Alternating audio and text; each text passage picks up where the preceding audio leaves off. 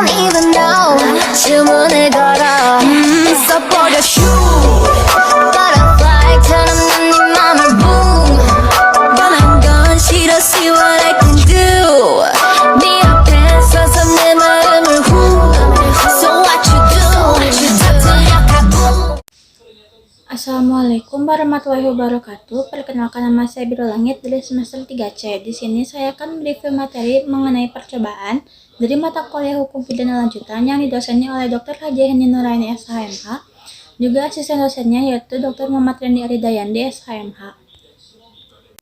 Percobaan atau plugging tidak dijelaskan pengertiannya di dalam KUHP. Mengapa demikian?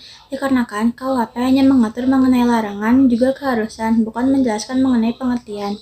Perlu diketahui bahwa percobaan merupakan bukan tindak pidana yang berdiri sendiri karena bergantung pada tindak pidana atau perbuatan yang dilakukan oleh pelaku. Ajaran percobaan ini diatur dalam buku pertama atau buku ke-1 bab 4 pasal 53 juga pasal 54.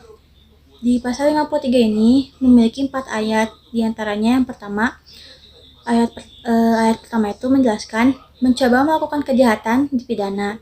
Jika niat itu telah ternyata dari adanya permulaan pelaksanaan dan tidak selesainya pelaksanaan itu bukan semata-mata disebabkan karena kehendaknya sendiri. Ayat 2, maksimum pidana pokok terhadap kejahatan dalam hal percobaan dapat dikurangi sepertiga. Ayat ketiga, jika kejahatan diancam dengan pidana mati dan pidana seumur hidup, dijatuhkan pidana penjara paling lama 15 tahun.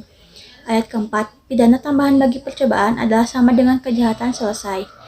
Selain itu, isi dari pasal 54 KUHP yaitu mencoba melakukan pelanggaran tindak pidana tidak dipidana. Yang dimaksud dengan pidana tambahan bisa kita lihat di pasal 10 KUHP. Pidana dibagi menjadi pidana pokok juga pidana tambahan. Pidana pokok terdiri dari pidana mati, pidana penjara, kurungan juga denda. Pidana tambahan terdiri dari yang pertama pencabutan hak-hak tertentu, yang kedua perampasan barang-barang tertentu, dan yang ketiga pengumuman putusan hakim. Perbedaan antara pasal 53 juga 54 KUHP ialah jika pasal 53 menjelaskan mengenai percobaan melakukan kejahatan dapat dipidana, sedangkan pada pasal 54 menjelaskan mengenai percobaan pelanggaran dan tidak dipidana. Jadi dapat disimpulkan bahwa dari kedua pasal tersebut yang dapat dikenakan sanksi pidana untuk tindak pidana percobaan hanya tindak pidana yang berupa kejahatan saja, sedangkan untuk pelanggaran tidak dapat dikenakan sanksi pidana. Selain itu, berdasarkan kedua pasal tersebut, maka yang dimaksud dengan percobaan adalah suatu perbuatan yang dilakukan seseorang dengan niat yang jahat dan niat itu sudah mulai dilaksanakan, tetapi perbuatannya belum selesai. Tidak selesainya perbuatan tersebut bukan karena kehendak dari pelaku. Intinya, dalam tindak pidana, percobaan harus memiliki 3 unsur. Di antaranya yang pertama niat, yang kedua permulaan pelaksanaan, dan yang ketiga perbuatan itu tidak selesai bukan karena kehendak pelaku. 3 unsur ini saling berhubungan dan berkaitan erat. Jika salah satu unsur tidak terpenuhi, maka bukanlah tindak pidana percobaan. Pertama-tama, kita akan menjelaskan mengenai niat. Niat ini merupakan sikap batin yang pada prinsipnya dalam hukum pidana, niat atau sikap batin itu tidak bisa terlihat, maka tidak dapat dipidana. Lalu bagaimana jika dengan sengaja? Disengaja juga memiliki niat di dalamnya, tetapi niat itu juga memiliki artian yang berbeda seperti yang kita ketahui bahwa niat merupakan sikap batin yang sudah ada dalam diri pelaku. Kalau sengaja itu disengaja atau sudah terjadi atau bisa disebut juga dengan ada wujudnya. Jadi bisa dikatakan bahwa disengaja itu dapat dipidana jika ada wujud awal dari niat. Wujud awal dari niat itu apa? Adanya permulaan pelaksanaan. Yang dimaksud dengan permulaan pelaksanaan itu ialah perbuatan yang sudah sedemikian rupa berhubungan langsung dengan tindak pidana, sehingga dapat dinilai bahwa pelaksanaan tindak pidana telah dimulai.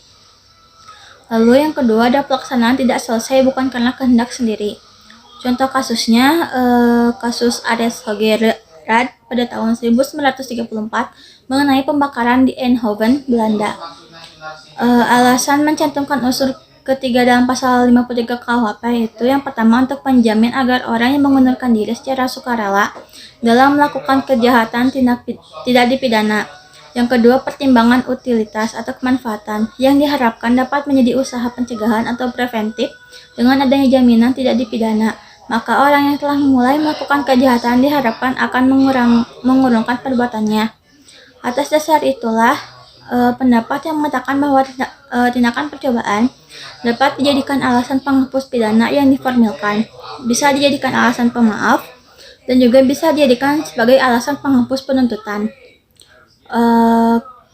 Percobaan mampu dan tidak mampu. Percobaan ini muncul apabila perbuatan pelaksanaan telah dilakukan, tetapi percobaan mampu dan tidak mampu. Percobaan tidak mampu dan mampu muncul apabila perbuatan pelaksanaan telah dilakukan, tetapi delik yang dituju tidak selesai atau akibat yang terlarang menurut undang-undang tidak timbul. Tidak timbulnya akibat yang dilarang dapat disebabkan oleh tidak mampunya objek. Perbedaan percobaan mampu dan tidak mampu hanya ada pada percobaan objektif, yaitu menitik beratkan pada sifat berbahayanya perbuatan. Sedangkan penganut teori subjektif tidak mengenal perbuatan tersebut, melainkan menitik beratkan pada sifat berbahayanya sikap batin atau otak pelaku tindak pidana. Menurut KUHP, tidak mungkin ada percobaan pada objeknya yang tidak mampu. Yang ada hanyalah percobaan yang tidak mampu pada alatnya. Di KUHP membedakan antara percobaan yang tidak mampu karena alatnya. Di antaranya tidak mampu mutlak, bisa dibilang tidak mungkin akan muncul delik. Yang kedua, tidak mampu relatif, yaitu bila dengan alat tersebut tidak timbul delik selesai, tetapi keadaan tertentulah yang menyebabkan munculnya delik. Dalam hal ini mungkin ada delik percobaan. Pemidanaan terhadap percobaan. Percobaan terhadap kejahatan diatur dalam pasal 53 ayat 2 KUHP, yaitu maksimum pidana yang dijatuhkan dikurangi sepertiganya. Sedangkan menurut pasal 53 ayat 3 KUHP, untuk ancaman pidana mati atau seumur hidup, maka maksimum pidana untuk percobaan adalah 15 tahun penjara.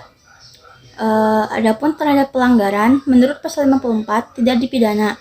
Selain itu, ada juga pengecualian terhadap tindak pidana kejahatan yang diatur dalam buku 2 KUHP, tetapi tidak dipidana, yaitu apabila melanggar pasal 184, pasal 302, pasal 351 ayat 5, dan pasal 352 ayat 2. Percobaan di luar KUHP diatur di luar KUHP seperti Undang-Undang Nomor 22 dalam Undang-Undang Nomor 22 Tahun 1997 tentang narkotika, Undang-Undang Tindak Pidana Korupsi, dan lain-lain. Selain itu, terhadap beberapa tindak pidana di luar KUHP ini diserahkan kepada pengaturan undang-undang sesuai dengan pasal 103 KUHP, tetapi pada umumnya tindak pidana di luar KUHP atau khusus tidak berlaku atau tidak mengenal pencobaan, atau dianggap perbuatan yang selesai. Mungkin cukup sekian yang dapat saya sampaikan. Mohon maaf bila ada kesalahan. Billahi taufiq wal hidayah. Wassalamualaikum warahmatullahi wabarakatuh.